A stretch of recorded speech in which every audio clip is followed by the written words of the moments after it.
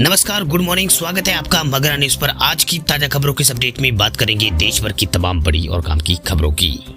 तो बुलेटिन की शुरुआत करते हैं पहली बड़ी खबर से। तो ऑनलाइन गेम की कमाई पर इस तारीख से लगेगा टैक्स। आईटी डिपार्टमेंट ने जारी किया है नोटिफिकेशन। देश ही नहीं बल्कि दुनिया भर में ऑनलाइन गेमिंग का कारोबार तेजी से बढ़ता जा रहा है। कंपनियां तो जबरदस्त राजस्व भी इसमें यहाँ पर कमा रही है, साथ ही गेम खेलने वाले यूजर्स भी इससे मोटा पैसा कमा रहे हैं। अगर आप भी ऑनलाइन गेम के पक्के खिलाड़ी हैं और मोटी कमाई कर रहे हैं, तब आपको टैक्स भरने के लिए तैयार हो जाना चाहिए, क्योंकि इनकम टैक्स की नज़र ऑनलाइन गेम से होने वाली कमाई पर है। इसके लिए नोटिफिकेशन भी है जो है जारी कर दिया गया है। दरअसल ऑनलाइन गेम से होने वाली कमाई पर टैक्स के लिए सरकार ने इनकम टैक्स के नियमों में संशोधन यहाँ पर किया है। इसके तहत सरकार ने इनकम टैक्स रूल 1962 में संशोधन किया है। नया नियम 1 जुलाई 2023 से प्रभावी होगा। आसान भाषा में कहे तो ऑनलाइन गेम से हुई कमाई पर आने वाली 1 जुलाई से टैक्स लगने लगेगा।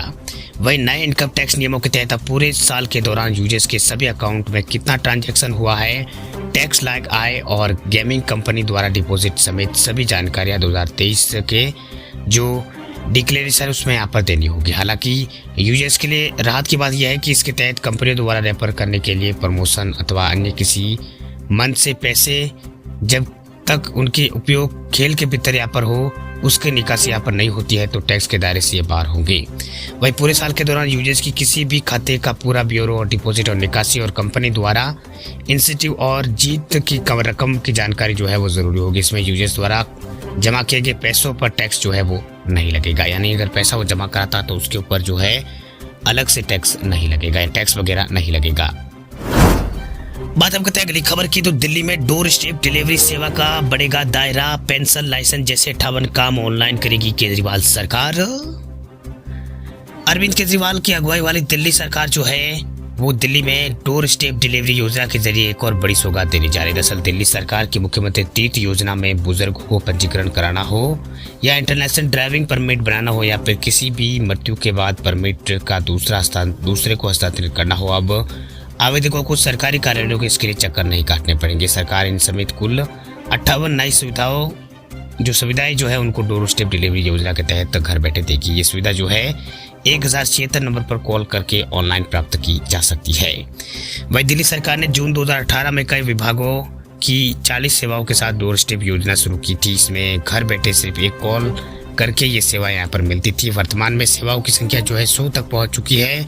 अब सरकार 4 नए विभागों की कुल 58 सेवाओं को इस योजना के तहत जोड़ने की दिशा में काम कर रही है, जिसके बीते कुल यहाँ पर सेवाओं की संख्या इससे यहाँ पर 158 हो जाएगी। हालांकि पहले चरण में जून में यहाँ पर 58 और 30 नई सेवाएं घर बैठे यहाँ पर मिलेगी, जिसकी संबंधित विभागों को मंजूरी मिल चुकी है।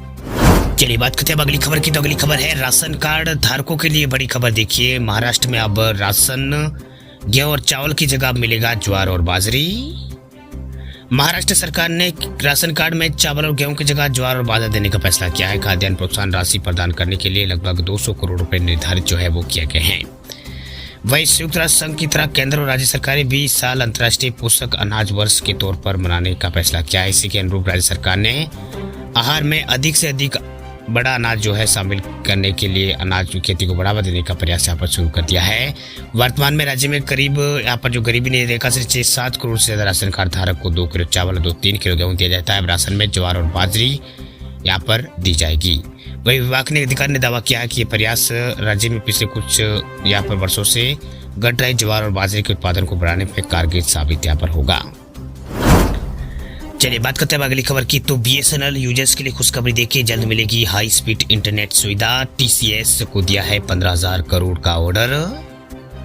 सरकारी टेलीकॉम कंपनी बीएसएनएल और टीसीएस के बीच बड़ा करार हुआ। दरअसल बीएसएनएल ने टीसीएस को 15,000 करोड़ रुपए का ऑर्डर दिया है, यानी अब बीएसएनएल का जो 4G है वो 4G नेटवर्क जल्दी यहाँ पर लॉन्च हो सकता है। वही केंद्र सरकार के ग्रुप ऑफ मिनिस्ट्री जो है GOM, उन्होंने यहाँ पर टीसीएस की अगुवाई वाले कंसोर्शियम को 1 लाख साइट्स पर इक्विपमेंट की सप्लाई के प्रपोजल को अनुमति दी है। ये सौदा जो है 15,700 करोड़ रुपए में किया गया है। वह टेलीकॉम मिनिस्ट्री जो मिनिस्टर जो है अश्विनी वैष्णव, उन्होंने मई में बताया था कि बीएसएनएल ने फील्ड ट्रायल के हिस्से के तौर पर 2000 टावर लगाना शुरू कर दिया है। अगले कुछ महीनों में 4G के लिए तेजी से यहाँ पर टावर लगाने की योजना है।